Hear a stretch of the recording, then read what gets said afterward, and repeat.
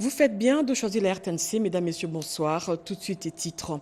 Un pas vers le retour des réfugiés congolais. La tripartite RDC-Rwanda-HR signe un accord sur les principes d'un rapatriement volontaire, sécurisé et digne, une avancée diplomatique, fruit des engagements pris à Washington et à Doha autour du processus de paix entre Kinshasa et les rebelles du M23 AFC. Qui vend les ruelles et autorise les constructions anarchiques derrière le mausolée du Sphinx de Limete, alerté par un caucus des députés. Le ministre de l'Urbanisme et Habitat dénonce une situation alarmante et met en cause certains chefs coutumiers. Des images à suivre dans un instant. Enfin, la Cour de cassation a rejeté les exceptions soulevées par les avocats de l'ancien ministre de la Justice et garde des Sceaux, poursuivi pour un détournement présumé de 19 millions de dollars américains. Face au juge, Constant Moutamba a choisi de s'exprimer avec fermeté. Les 19 millions sont bel et bien dans la banque. Ça sera tout pour les titres et bienvenue aux 20h. Le Fonds national de réparation des victimes des conflits vient de remettre dans leurs droits les victimes des violences communautaires qui ont secoué le Grand Bandundu. Les bénéficiaires concernent les victimes des atrocités commises par les Mombondo, des massacres de Yumbi, ainsi que d'autres violences survenues depuis 1993. Ils seront indemnisés et recevront leur indemnité. Bobo Ananmokonzi pour ce reportage. Les victimes des différents conflits ethnico-tribaux, notamment le massacre des Yumbi, ceux de la milice Mobondo, perpétrés dans l'espace Grand Bandundu, seront désormais indemnisés par le FONAREV. C'est une réparation financière, physique et matérielle, initiée par le chef de l'État Félix-Antoine Tshisekedi Tshilombo dans cette partie du pays. Ces ayants droit seront soumis préalablement à l'identification sous la supervision des FONAREV du 22 juillet dans la ville de Kenge, province du Kwango. C'est la modalité procédurale à observer pour bénéficier de ces droits. Depuis Kenge, le deuxième vice-président de l'Assemblée nationale, leader politique incontesté dans l'espace Grand Bandundu, a procédé au lancement de ces activités qui va durer 2 jours. Seules les victimes de violences antérieures qui remontent de 1993 sont considérées dans cette démarche. Nous, les filles et les fils des Grands Bandundu, nous avons intérêt à défendre le Congo. Dans la défense du Congo, qui est notre patrimoine commun, je demande aux fils et aux filles des Bandundu d'apporter un soutien inconditionnel au président Félix-Antoine Tshisekedi Tshilombo. Ces assises interviennent quelques jours après les travaux de l'état de lieu réalisés conjointement sur ces conflits entre les experts des FONAREV et les élites nationaux et provinciaux de la grande province du Bandundu. J'ai dit tantôt, la tripartite RDC-HR-Rwanda s'accorde sur les principes de rapatriement volontaire et sécurisé des réfugiés. Un communiqué conjoint vient d'être signé à Addis Abeba par les parties prenantes, le vice-premier ministre, ministre de l'Intérieur et Sécurité Jacques Machabani, et le Rwanda, représenté par son ministre en charge des gestions des urgences, ont apposé leur signature sur ce document. Une fois de plus, Bobo Ananmokonzi pour ce commentaire. Ça y est, le processus est enclenché. Après la signature de la déclaration de principe à Doha, l'heure est au rapatriement des réfugiés. À Addis Abeba, Kinshasa, représenté par le vice-premier ministre, ministre de l'Intérieur et Sécurité, Maître Jacques Machabani, et Kigali, par son ministre en charge de la gestion des urgences, ont apposé leur signature au bas du communiqué sous la supervision du Haut-Commissariat des Nations Unies pour les réfugiés. Les deux parties se sont engagées de travailler conjointement pour l'effectivité du rapatriement volontaire et sécurisé des réfugiés dans le strict respect des accords tripartites de 2010 et suivant les avancées diplomatiques, notamment de l'accord de paix signé à Washington. L'espoir que suscite la signature de l'accord de paix et de la déclaration des principes précités contribuera au retour de la paix et la sécurité dans cette partie de notre pays. Permettra à notre gouvernement d'accéder aux zones d'installation des réfugiés rwandais, dont le nombre à ce jour est de 201 443, afin d'y mener la sensibilisation au retour et de rapatrier dans les conditions idoines les réfugiés congolais ayant trouvé refuge dans les pays limitrophes. Ce début d'engagement pour une paix durable dans la région des Grands Lacs, plus particulièrement dans l'est de la République démocratique du Congo, est le couronnement des efforts diplomatiques consentis par les chefs de l'État Félix-Antoine Tshisekedi Tshilombo. Et de son côté, le vice-premier ministre, ministre des Transports et de Communication, a eu une séance de travail avec le secrétaire général de l'Organisation maritime des États de l'Afrique de l'Ouest et centrale sur la création d'une banque maritime régionale du développement. La réunion a réuni également les experts maritimes venus des différents pays d'Afrique, nous dit Iverson Kabwabwa.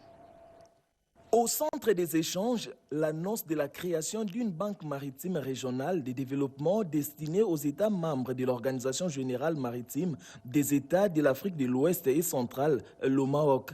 Cette nouvelle institution financière vise à faciliter le financement des projets d'infrastructures maritimes à des conditions préférentielles, comme l'a précisé son secrétaire général. Alors, un des principaux points dont nous avons discuté, je suis arrivé pour développer la question relative à la création de la Banque maritime régionale de développement. C'est une institution qui est appelée, n'est-ce pas, à octroyer aux États membres des prêts à taux d'intérêt à un seul chiffre pour leur permettre de s'équiper en infrastructure et de développer les entreprises dans le secteur maritime. Dans la planification, ce sera à partir du premier trimestre de l'année 2026 et le siège sera à Abuja, au Nigeria. Par ailleurs, les discussions ont aussi porté sur la sécurité maritime, notamment sur les accidents survenus sur les cours d'eau congolais ayant causé des pertes humaines. Une collaboration renforcée entre l'OMAOC et les autorités congolaises est en cours de préparation à ces sujets. Cette séance de travail, présidée par le vice-premier ministre et ministre des Transports, Voies de communication et des enclavements, Jean-Pierre Bemba, marque une étape significative dans la coopération régionale pour le développement et la sécurisation du secteur maritime en Afrique de l'Ouest et centrale. Et puis, 2 postes frontaliers entre la province du Luanda, Norte de l'Angola et celle du Kasaï en RDC seront construits pour développer le commerce entre les deux pays. Les gouverneurs des 2 provinces se sont rencontrés à Dundo pour la signature d'un mémorandum qui va servir de feuille de route. Edith Chala. C'est une rencontre pour le bien des populations de 2 côtés de la frontière entre la RDC et l'Angola, précisément au niveau des provinces de Lunda Norte en Angola et du Kasaï en RDC. Les 2 gouvernements provinciaux, conduits respectivement par Elisabeth Chilula Miza Aire et Crispin Mukindi Bukasa, ont signé le mémorandum d'entente de création de la zone frontalière de commerce entre les 2 provinces au poste frontalier de Kanjanji au Kasaï et de Nachiri dans la province de Lunda Nord. C'était au cours de cette rencontre bilatérale qui a eu lieu dans la ville de Dundo, chef-lieu de la province de Lunda Norte, mardi 22 juillet 2025. Après la présentation du document du projet, accompagné des fructueux échanges entre les 2 parties, il s'est dégagé que le projet facilitera l'échange des marchandises exportées et transportées des 2 côtés, tout en créant les opportunités pour les peuples de ces 2 pays. À travers ces mémorandums d'entente, les 2 gouvernements provinciaux se sont engagés à la mise en place d'une commission mixte pour traiter les questions juridiques. Chaque gouvernement devrait discuter avec son gouvernement central respectif. La modernisation de nos infrastructures routières, la construction des entrepôts, magasins envisagés par nos 2 provinces servent bien une fois de plus consolider nos liens de fraternité et d'amitié, aussi bien qu'ils impacteront certes sur notre développement économique respectif. La gouverneure de Lunda Norte a offert à son homologue du Kasaï les portraits avec les images Chokwe représentant la culture kassaïenne, peu avant d'assister à la danse traditionnelle Chokwe. À Dar es Salaam, où il se trouve, le ministre de l'intégration régionale a pris part à la 27e réunion du comité ministériel de l'organe de la coopération en matière de politique, de défense et de sécurité de la SADC. Didier Mazenga a présenté l'état des lieux de la situation sécuritaire et humanitaire dans l'est de la RDC. Willy Atunakov, notre envoyé spécial. Après la mission officielle effectuée la semaine dernière à Harare, capitale du Zimbabwe, pays exerçant la présidence tournante de la Communauté pour le développement de l'Afrique australe, SADC, l'infatigable ministre congolais de l'intégration régionale est arrivé ce mardi 24 juin 2025 à Dar es Salaam, en Tanzanie, où Maître Didier Mazenga Mokanzu, accompagné de 2 experts congolais et de l'ambassadeur de la RDC en Tanzanie, a été chaleureusement accueilli par son homologue tanzanien des affaires étrangères, Mahmoud Tabiti Kombo, en sa qualité du président en exercice du Conseil des ministres de la Troïka de la SADC, qui l'attendait à bras ouverts au perron de l'imposant immeuble des affaires étrangères. Chaudes accolades, sourires aux lèvres, puis les deux personnalités sont allés à son bureau où ils ont échangé, d'abord en présence de leurs accompagnateurs, ensuite ils ont eu un tête-à-tête à huis clos pendant près d'1 heure et enfin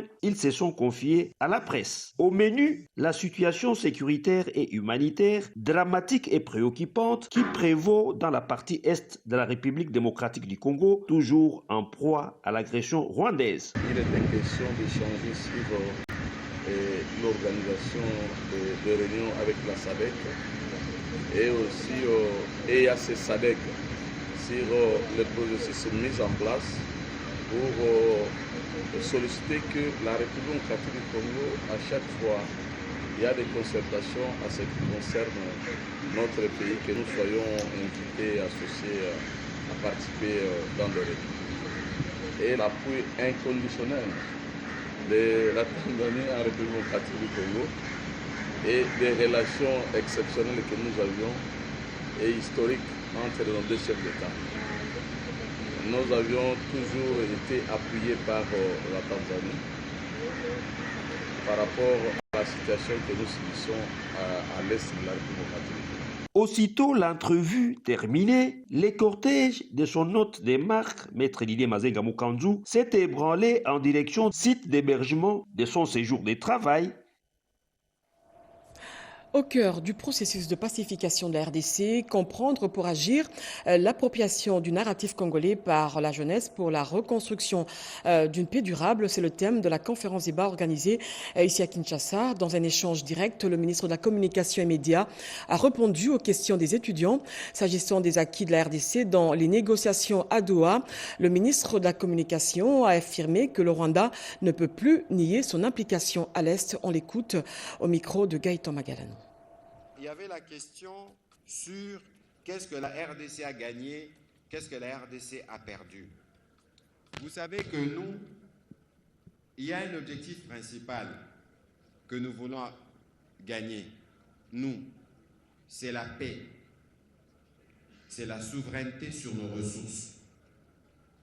Mais nous savons tous que quand nous allons en négociation, négociation signifie compromis. Négociation signifie concession.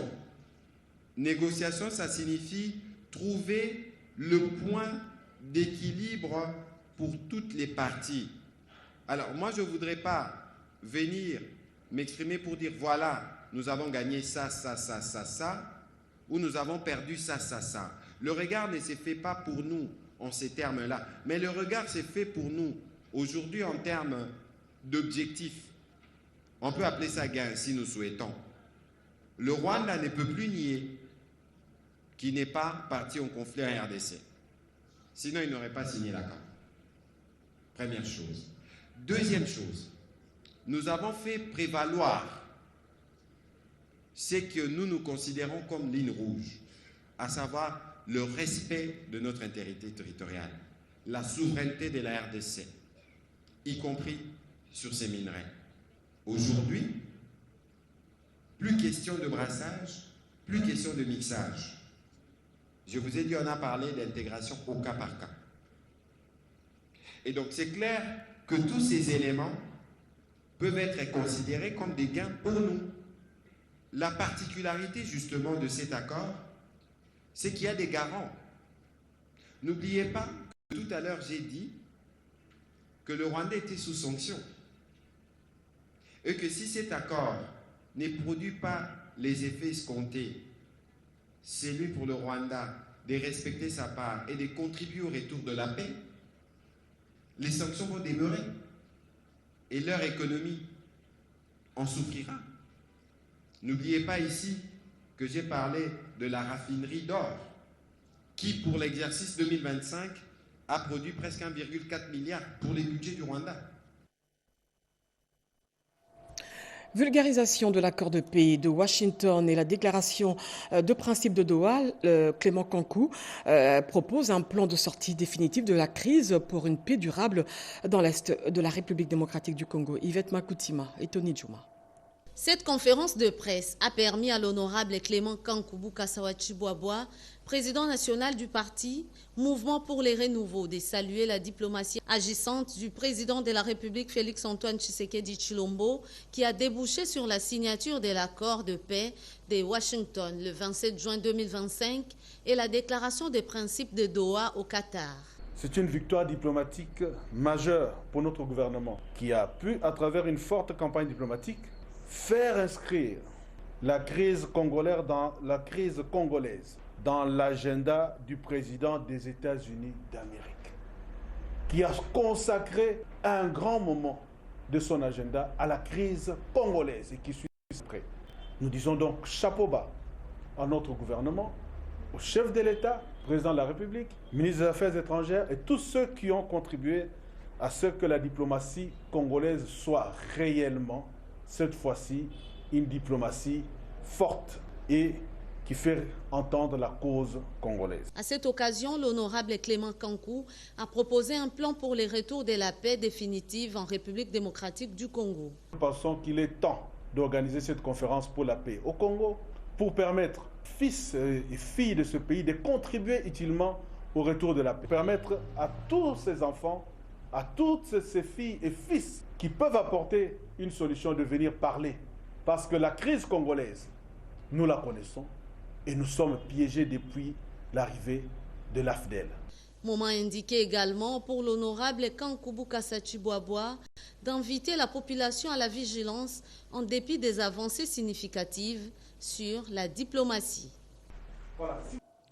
Pour moderniser la gestion des finances publiques, le ministre des Finances, Doudou Fwamba, a mis en place un comité de pilotage chargé de suivi de la mise en œuvre du compte unique du pouvoir central.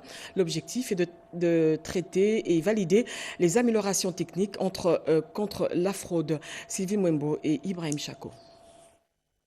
Cette initiative du compte unique du pouvoir s'inscrit dans une réforme majeure engagée par le gouvernement congolais en partenariat avec la Banque centrale du Congo afin d'assurer une gestion plus efficace, plus transparente et plus centralisée de la trésorerie publique. Elle vise aussi à regrouper toutes les ressources de l'État dans un seul compte ouvert à la Banque centrale afin de garantir la visibilité des flux financiers, d'assurer la continuité des opérations de l'État et de réduire le coût de l'endettement. Pour le ministre des Finances, Doudou Fwamba Likunde Liboutaï, cette réforme doit aussi permettre de mettre fin à ce qu'il appelle l'oisiveté de la trésorerie, c'est-à-dire à la dispersion et à l'inefficacité dans l'utilisation des fonds publics. Nous assistons aujourd'hui donc à un début de révolution dans la gestion des finances publiques où la caisse de l'État doit être tenue par les comptables publics et les règlements des dépenses publiques assurés par ces mêmes acteurs. Cela nécessite un travail renforcé de collaboration entre la Banque centrale du Congo et les ministères des Finances à travers la Direction générale du Trésor et de la comptabilité publique qui sera encadrée au sein du comité de pilotage. Pour accompagner sa mise en œuvre, un comité de pilotage a été institué par arrêté du ministre. Ce comité est composé de 2 organes, un comité stratégique présidé par le ministre des Finances et coprésidé par le gouverneur de la Banque centrale et un secrétariat technique composé d'experts issus du ministère de la BCC, du COREF et d'autres directions. Le comité aura pour mission principale de traiter les anomalies, valider les améliorations techniques et réglementaires, proposer des mécanismes de lutte contre la fraude et évaluer les services rendus par la Banque centrale dans le cadre de cette réforme. Le Luxembourg a accueilli du 6 au 11 juillet dernier la réunion plénière annuelle du groupe Egmont, marquée également par la cérémonie du 30e anniversaire de cette organisation qui regroupe des cellules de renseignement financier à travers le monde. Guy Matondo pour ce commentaire. Toutes les cellules de renseignement financier du monde ont convergé vers le Luxembourg pour commémorer les 3 décennies d'existence du groupe Egmont qui réunit toutes les organisations internationales des cellules de renseignement financier. La République démocratique du Congo a pris part à cette rencontre au travers de la CNRF, la cellule nationale de renseignement financier. Les nations présentes ont fait le constat des pas franchis par la RDC dans sa lutte contre le blanchiment des capitaux et les financements du terrorisme. La crédibilité nationale en cette matière a franchi les frontières et plusieurs pays présents au Grand-Duché ont signé des protocoles d'accord avec la CNRF représentée par son secrétaire exécutif Adler Kisula Bitikayeye.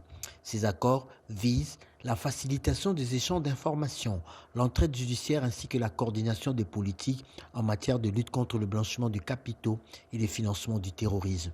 En signant le 1er juillet dernier la loi modifiant et complétant celle sur le blanchiment de capitaux et les financements du terrorisme, le président de la République a balisé le chemin pour le retrait de la RDC de la liste grise du GAFI, financière internationale.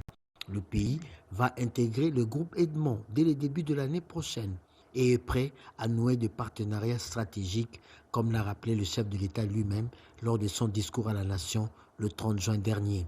Une adhésion au groupe Edmond marque le retour et la fréquentabilité de la RDC sur la scène financière internationale. L'affaire mettant l'ex-ministre de Justice Constant Mutamba, accusé d'un présumé détournement de 19 millions de dollars américains, s'est poursuivi à la Cour de cassation. Pour la journée de hier mercredi, la défense a soulevé les exceptions de nullité de procédure contestant la régularité du vote. De son côté, le procureur général qualifie ces exceptions de manœuvres dilatoires de la défense. Edith Chala pour ce commentaire.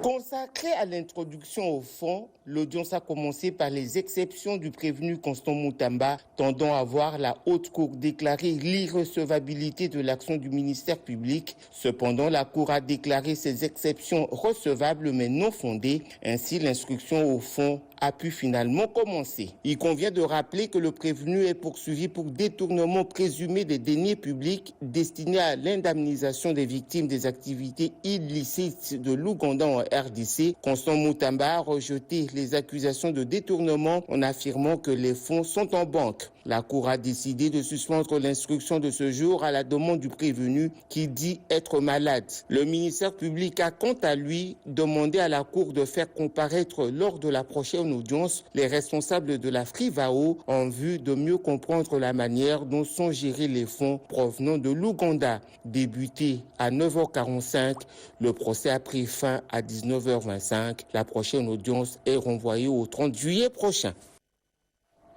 Je l'ai dit dans les titres, derrière le mausolée du Sphinx de Limété, des ruelles entièrement illégalement vendues, des habitations construites sans aucun respect des normes urbanistiques, une situation chaotique que dénonce le ministre de l'Urbanisme et Habitat.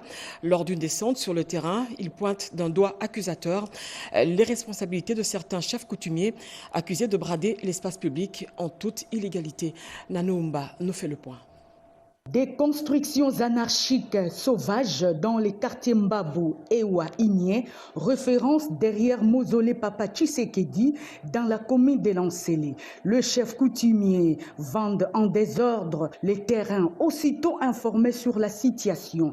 Crispin Badoupandiou, ministre de l'Urbanisme et Habitat, est descendu personnellement sur le lieu pour s'enquérir de la situation. Les avenues qui ont été proposées ou classées par les services habilités sont entravées, ce qui fait que beaucoup de riverains ont des problèmes pour accéder à leurs concessions.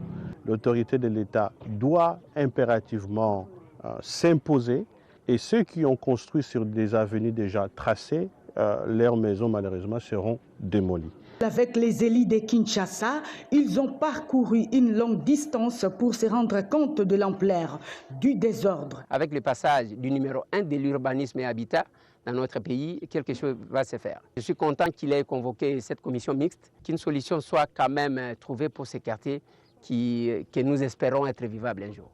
Le ministre de l'Urbanisme et Habitat, Crispin Badoupandu, a convoqué une réunion d'urgence avec les sectoriels, les acheteurs, les bourgmestres, le chef des quartiers pour établir un plan d'aménagement pour respecter les normes urbanistiques dans ces coins de la capitale. Le vivre ensemble est important pour toute la population, a-t-il souligné, mais en respectant les normes urbanistiques nationales de la République démocratique du Congo. C'est pour une prise en charge spirituelle pour obtenir une paix durable avec Dieu que se sont déroulés les 21 jours de prière marathon à l'église Goshen. Les serviteurs de Dieu de l'église Corps du Christ de Kinshasa ont édifié le peuple de Dieu. Marthe Mangasa nous en dit plus. Dieu de nouvelles choses, c'est le thème principal des 21 jours de marathon de prière et de nouveaux témoignages organisés à l'église Goshen sur avenue Kassavubu dans la commune de la Gombe. Plusieurs sous-thèmes ont été développés par différents éminents serviteurs des dieux de Kinshasa et d'ailleurs. Dans la Bible, Dieu s'est toujours montré comme les dieux des rassemblements quand il y avait des situations difficiles, a martelé le révérend pasteur Henri Mbouya de l'église Goshen. Les temps que nous traversons sont difficiles, sur tous les plans. Le plan spirituel, le plan politique, le plan économique, le plan social. Devant tous ces tableaux, il n'y a rien que nous, Église, nous puissions faire, d'autre que d'organiser des grands moments de prière, afin que celui-là même qui est Dieu, qui nous a créés, qui est maître de telles circonstances, puisse entrer dans les enjeux, puisse contrôler les situations pour nous et nous permettre de traverser les tunnels, sortir en vainqueur. Qui t'a vendu? Quand il y a vente, il y a aussi un rachat. Apôtre Chilo de Kisangani. J'ai démontré à l'église que la vente est là qui était passée à l'ancienne alliance et nos arrière-parents nous ont vendu, mais il y a quelqu'un qui nous a rachetés. Et celui qui nous a rachetés, ce n'était pas par l'argent, par des choses périssables. Mais Christ nous a rachetés par son propre sang. Et c'était sa vie à lui. Parce que le sang, c'est toute une vie. Connaissant la situation que traverse notre pays, beaucoup de prières ont été dites pour le retour d'une paix durable et de soutien au président de la République, Félix Antoine Tshisekedi Tshilombo. L'Association nationale des établissements publics et entreprises du portefeuille a organisé une réunion à l'intention des responsables de la fiscalité, des finances et des trésoreries. Les deux parties ont évalué la situation fiscale des établissements publics et entreprises du portefeuille. Yolande Voka pour ce reportage. Un pays émergent. L'assertion est forcément liée au niveau du civisme fiscal de sa population. Autour d'une table, le responsable de la fiscalité, des finances et trésorerie des entreprises de l'État pour scruter cas par cas la situation fiscale de leurs entreprises respectives avec l'administrateur exécutif de l'ANEP. À l'issue de cet exercice, il s'est dégagé un constat amer. Certaines entreprises délibérément ne payent pas le fisc. L'ANEP exhorte ces entreprises au civisme fiscal. Il était question d'évaluer un peu, d'identifier les contraintes qui empêchent ces unités économiques de payer aisément ou de respecter leurs obligations fiscales.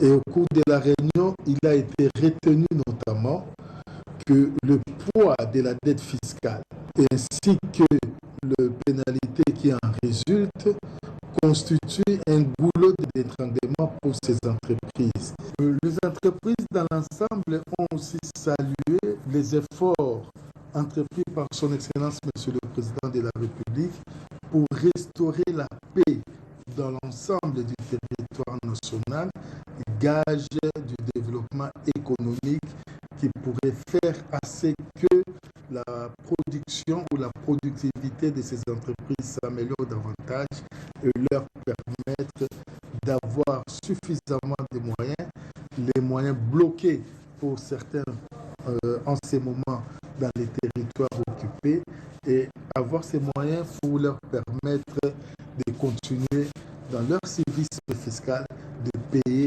l'ONEM, la CNCS et l'INPP.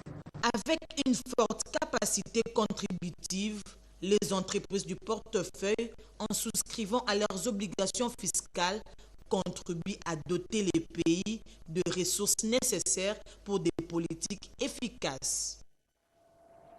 La Chine souhaite développer un projet humanitaire en faveur des populations de l'Est du pays. Son ambassadeur à Kinshasa a partagé l'idée avec la ministre des Affaires sociales, Action humanitaire et Solidarité nationale, Edith Chala. Les échanges entre la ministre des Affaires sociales, Action humanitaire et Solidarité nationale, Nathalie Azizamounana, et l'ambassadeur de Chine en République démocratique du Congo, Zhao Bin, ont porté sur un projet de coopération humanitaire initié par la Chine en faveur des populations congolaises vulnérables, notamment celles de l'Est de la RDC, durement affectées par les conflits armés. Nathalie Azizamounana a salué l'engagement de la Chine aux côtés du peuple de la RDC et en a profité pour plaider en faveur d'un appui ciblé à l'endroit des enfants déplacés internes, en particulier des enfants des policiers et militaires en vue de leur retour à l'école. Son plaidoyer a mis l'accent sur les fournitures scolaires et autres objets classiques nécessaires pour la rentrée scolaire prochaine. En réponse, Zhao Bin, ambassadeur de Chine en RDC, a manifesté sa satisfaction quant à cette initiative. Il a affirmé la volonté de la Chine d'accompagner la RDC à travers des actions concrètes. Je suis convaincu qu'avec les efforts conjoints de part et d'autre, ce projet, ces matériaux pourraient vite se mettre au bénéfice du peuple congolais, notamment la population de l'Est du Congo souffrant du feu de guerre. Cette approche s'inscrit dans la droite ligne de la mise en œuvre du programme du gouvernement conduit par la première ministre Judith Suminwa et dans la vision du chef de l'État Félix-Antoine Tshisekedi qu'implémente la ministre des Affaires sociales dans son secteur. Enfin, l'essentiel de la recherche qualitative, c'est l'intitulé du nouvel ouvrage qui vient de voir le jour à l'école de santé publique de Kinshasa. Son auteur, le professeur Thérèse Mambunyangi, veut à travers cette approche révolutionner les pratiques traditionnelles. Un reportage de Sandra Nyangi et Guilain Kasso. Avec l'espoir que ça va vous inspirer et aider la recherche à avancer. Merci. C'est par ce mot de la ministre de l'Enseignement supérieur et universitaire, Marie-Thérèse Sombo, que ce nouveau livre intitulé « L'essentiel de la recherche qualitative » va prendre son envol. Le secrétaire général administratif de l'UNIKIN, le professeur Bruno Lebikandi Dimonfou, prenant la parole, a relevé que cet ouvrage vient de révolutionner les pratiques traditionnelles dans la santé publique à travers l'approche qualitative venant en appui l'approche quantitative qui a montré ses faiblesses dans la recherche. Il a en outre félicité l'auteur, la professeure Thérèse Mambunyangi Mondo, qui vient de rendre l'UNIKIN fière en publiant un tel ouvrage de 130 pages subdivisé en 6 chapitres, mais avec une large ouverture sur plusieurs disciplines telles que la sociologie, l'anthropologie, l'éducation, marketing, pour ne citer que ça.